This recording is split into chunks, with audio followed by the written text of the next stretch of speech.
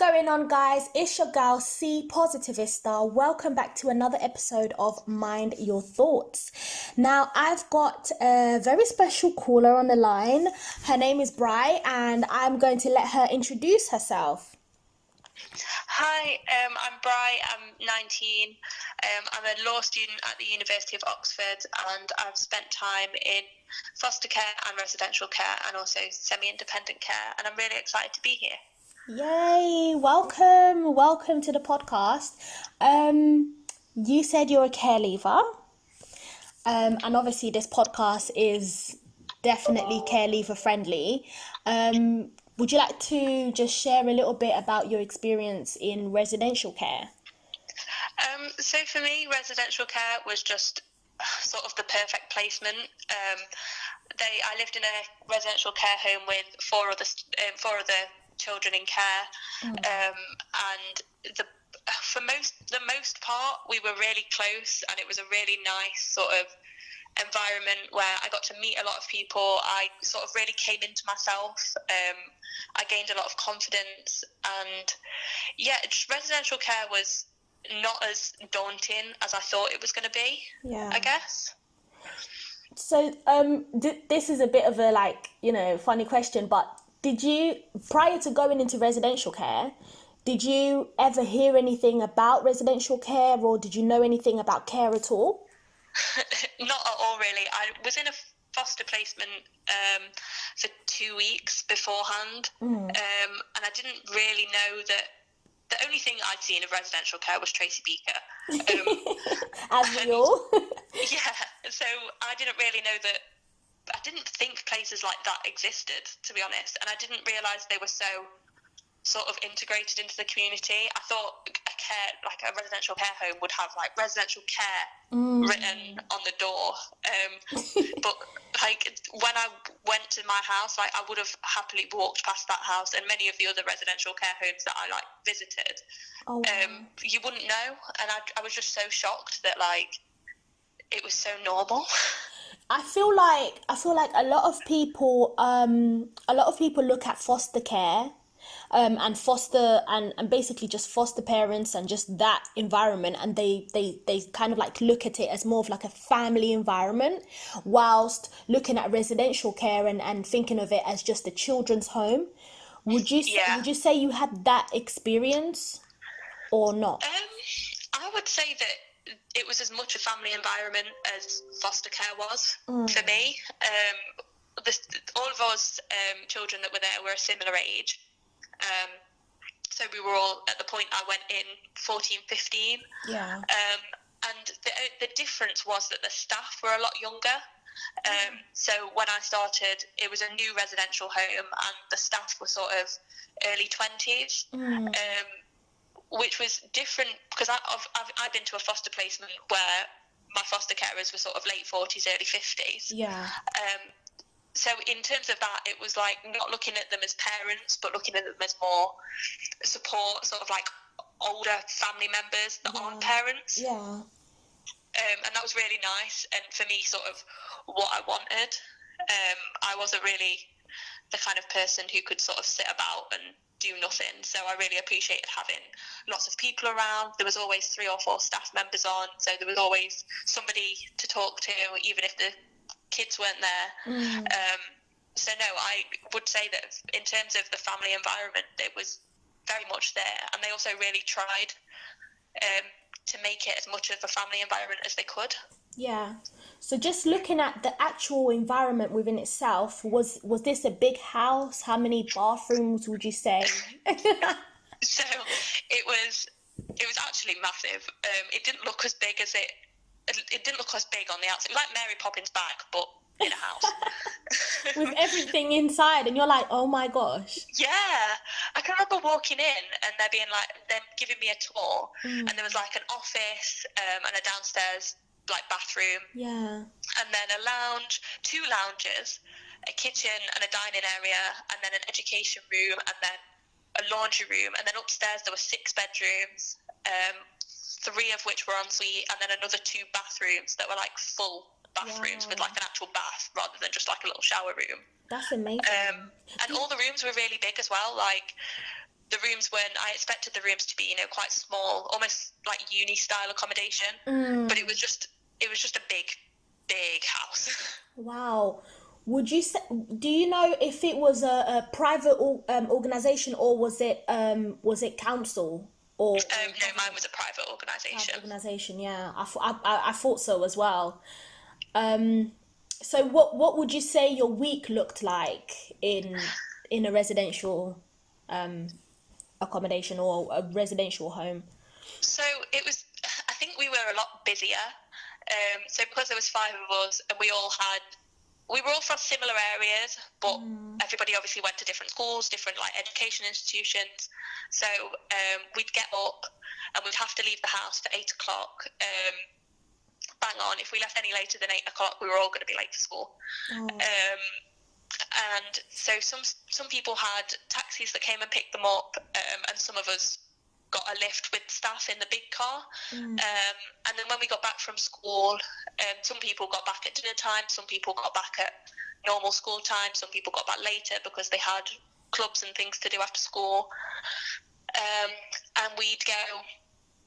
Every day there was something happening. So sometimes we had themed weeks. So when I moved in, it was Italian week. And we sort of learned about Italian culture, went and spoke to, had different people to speak to about Italian culture, tried to learn some Italian language, ate Italian food, made our own.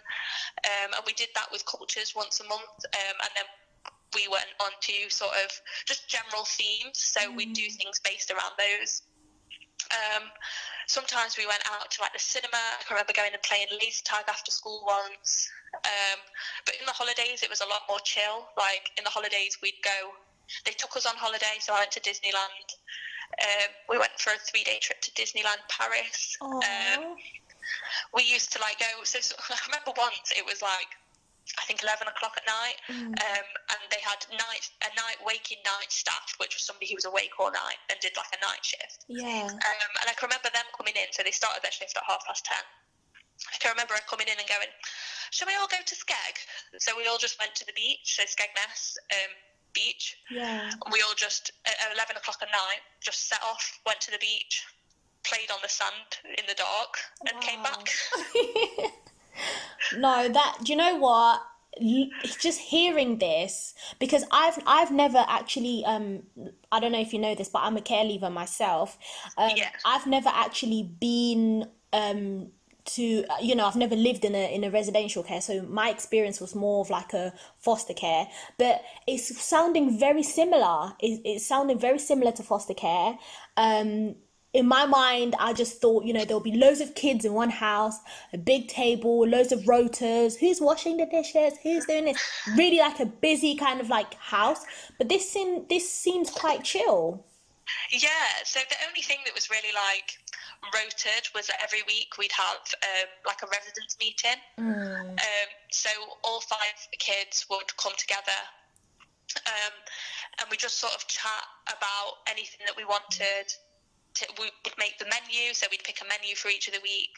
If we wanted anything picking up on the shopping, then we'd do that. And then if there were any problems that we had, or any time that we said, oh, well, we need to have the car at this time because I've got to do this event, or I've got this thing with school. Yeah. So we sort of sorted all of that out in that half an hour meeting. And then the rest of the week was just calm. So how was it with with your social workers? Did you guys have regular meetings with your social workers? Well, I had a lot of social workers in the year and a half that I was at the residential care home. I think I had 6. So I saw my social worker less regularly, but that really didn't sort of impact me much because of the sheer amount of staff members there were at the residential home. I felt like if there was anything I needed to speak to my social worker about, I could go through them. So sort of when I was in foster care, I wanted to see my social worker more because, that's more of a family environment. Yeah. But with living in residential care, because there were so many levels, there were managers and then regional managers. So I knew that if there were any problems that I had at home, that there was a procedure to deal with that, that my social worker could just know about rather than have to directly like really do anything. So for me, it wasn't really that much of a problem not seeing my social worker that regularly. How was sleepovers? Were you allowed to go for sleepovers to your Um, friends? yeah, we were actually. I don't think I ever did. But yeah, as long as your social worker had agreed to it, as long as sort of they knew the family that you were going to, because sometimes there were things that had to be done in a very specific way. Yeah. Um, Because but as long you're in the as social system, isn't workers, it? So everything pretty much needs to be written down, jotted down. yeah, like every day they wrote. Oh, I think foster carers do it. They write like a little diary thing. But that was much more. It just had to be much more detailed. There had to be much more sort of, I don't know, it's a lot more serious. Like there was definitely times where the staff would be doing office work, but we also had sort of our own little care plans. So we each had a key worker out of the staff team, yeah. and mine always used to make care plans, and she'd go through it regularly and see what different things we needed to work on. So I struggled with my mental health, so we'd have meetings to discuss sort of coping techniques and things. So it was really good in that, like, if we needed something, if we wanted something, as long as there was an agreement about it, Yeah. they'd let us go. And then they'd just ring us in the morning and say, oh, are you all right? What time do you want picking up? Yeah. I think a lot of people look at children in care and think, oh, they're just a number, and it's like, no, there Yeah, are, exactly. there are people who actually really care. There's residential homes that really care, foster parents that really care.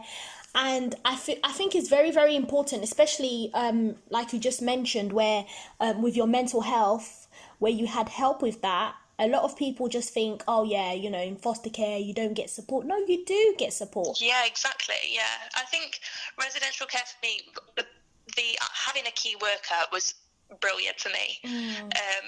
Me and my key worker had a really good relationship, still do, still talk to each other quite regularly. Yeah. But each child in there had one specific member of staff that was sort of their go-to. And I think it really worked well for us because a lot of people sort of built really good relationships with all the staff, but specifically with your key worker.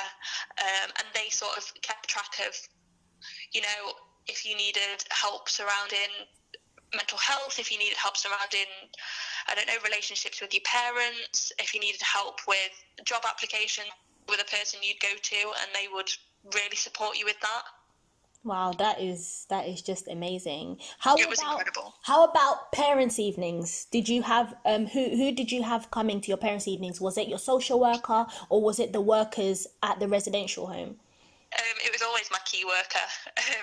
I can remember going to parents' evening once, and one of my teachers being like, they wanted to say, oh, your mum, as in like, oh, maybe you could speak to your mum about this. Oh, cringe. But my key worker's maybe 9 years older than me, so she's obviously not my mum. Yeah. And I can remember them sort of like stumbling over it, and my key worker just being like, support worker. Yeah, literally. Oh, do you know, I don't know what you think, but for me personally, I feel like teachers in schools or even just dentists, I feel like professional workers sometimes are still trying to find their way around this, like especially with care leavers, like or children in care. Is this your mum? Because I remember going to the orthodontist and I went with my social worker, and and obviously with me being black and my social worker was black as well, so they just basically assumed that that's your mum in a way. Yeah. I feel like people they don't really look at it as normal because they think a normal life is having a mum and a dad but not everyone has that normal. So what is normal then?